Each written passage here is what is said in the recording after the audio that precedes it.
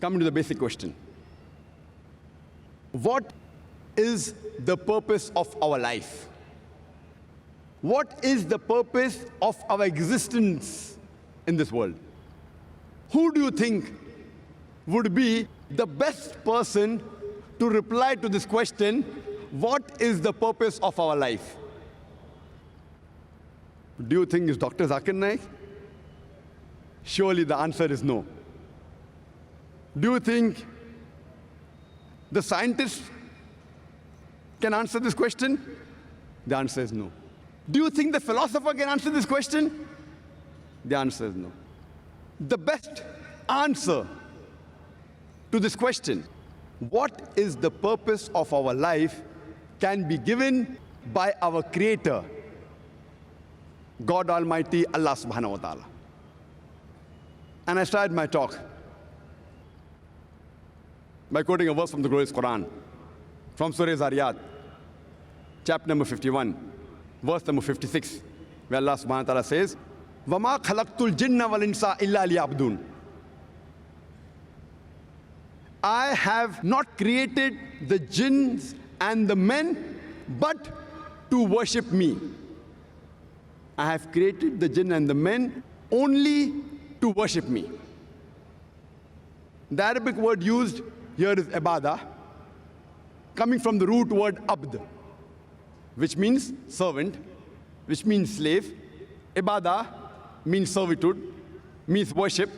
It means obedient submission.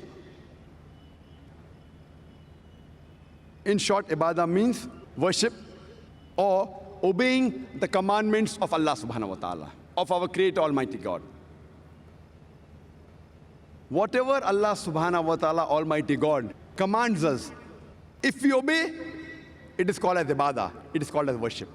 For example, Allah subhanahu wa ta'ala says that you have to follow the 5 pillars.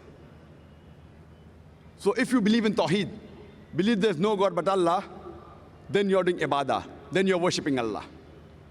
If you pray, if you offer salah, you're doing ibadah, you're worshipping Allah subhanahu wa ta'ala. If you give zakat, obligatory charity, you're doing ibadah, you're worshipping Allah subhanahu wa ta'ala.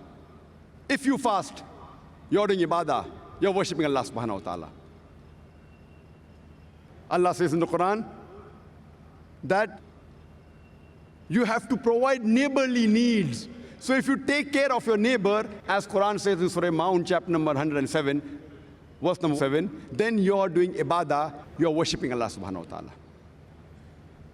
If you abstain from the things Almighty God, Allah subhanahu wa ta'ala, has told you to abstain from, then you're doing ibadah.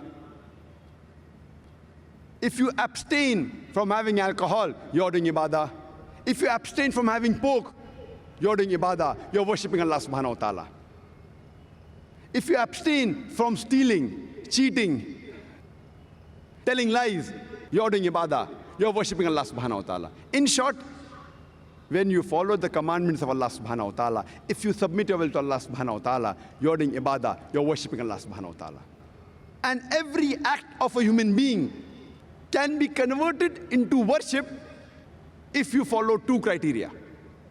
Number 1 is, the act should be done only and only for the pleasure of our Creator, Allah subhanahu wa ta'ala.